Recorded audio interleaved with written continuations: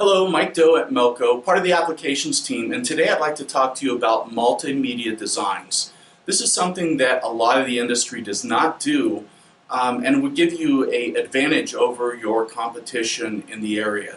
What it is we're going to take a print. This actually came off of the Epson DTG, and we're going to take this print and we're going to register embroidery to it so that it has a print on some of the details that you probably couldn't get from embroidery.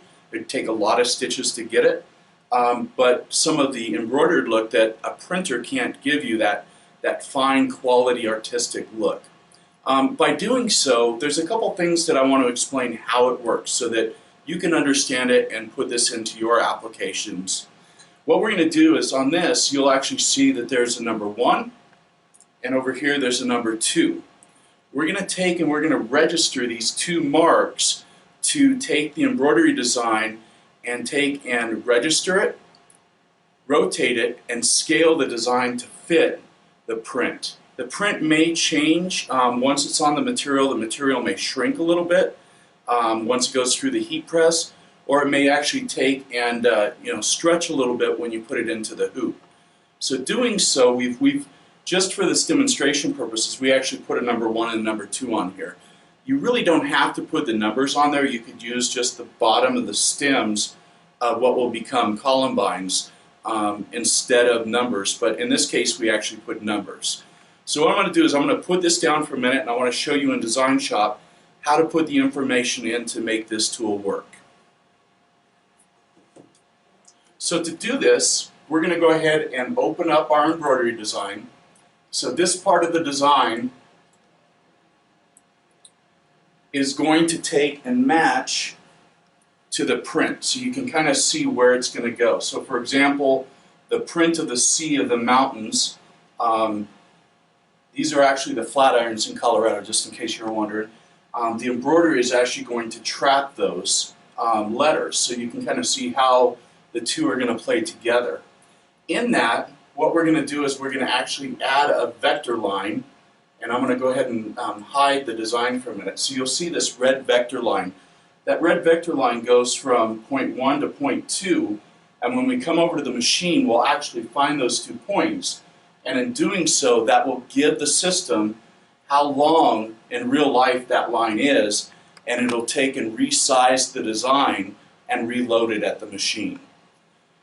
To do so, we're going to use a tool that's the vector line tool, and in this blog there'll actually be a step-by-step document, so you can follow that step-by-step in this also.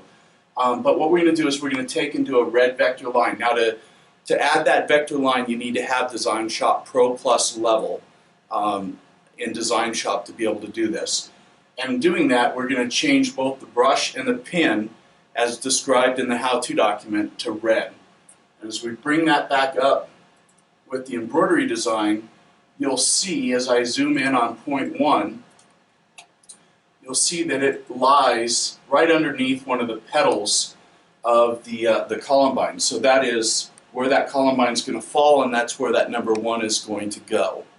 So by doing that, that red line will allow us to do the machine resizing when we register those 2 points. This is the print image that is on the Epson printout that we have on this bag.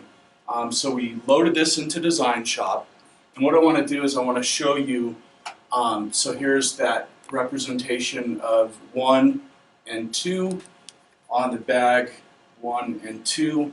And so what I'm going to do is I'm going to lay down that vector line showing that it goes from element 1 to element 2. And then I want to lay over the embroidery part of that so that you can kind of understand how we're going to resize that when we get over to the machine.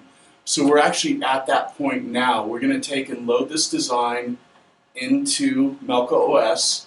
So in this case, we'll just do File, Machine, Load Design, and that will come over and load it into Melco OS. And then we're going to take and go ahead and load our product onto the machine. I make it a point to always check the presser foot when I'm putting a new product onto the machine. So in this product, we got one piece of backing behind it. Really, I like to run that presser foot all the way down on something thin like this. From there, we're going to take and we're going to find the 2 points with the laser. So the first thing that we're going to do is hold the frame button, and we're going to push the left arrow. We can go ahead and move the grabber out of our way so it's a little bit easier for you to see. We'll move this over, find that position. Once we're happy with it, you can always push and hold the laser to have that laser stay on. We're just a little bit to the right. Come over just a little bit more to the left. Once we're there, to kind of set that point, we're going to push and hold the laser button, and we're going to push the left arrow. So laser and left. You'll hear the machine beep twice at you, and then our next step is to push the frame and the right arrow and go over to the other point, number 2, and mark it. So you can see how crooked I hooped this bag. So it's up probably about a good 1/4 of an inch from the other side. And so we're going to take and drop this down, find our point number 2, and once we're there, we're going to take and push the laser and the left arrow again. So laser left, machine beeps at you twice. Now before I confirm it, the confirmation is laser bullseye. What I want to do is I want to point out on the screen that we have a stitch count of 46,345. And take a look at the X and the Y position. Maybe the easiest thing to do is to look at the design size. So we're at 9.7 by 6.4.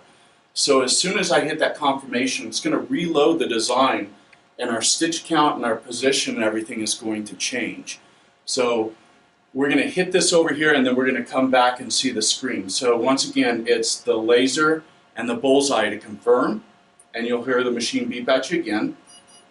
And now if we come back over to the screen, you'll actually see it reloading, and you'll see that the size and the stitch count is actually changed. So it dropped to 9.6 to 6.3, and the stitch count dropped to 46,100.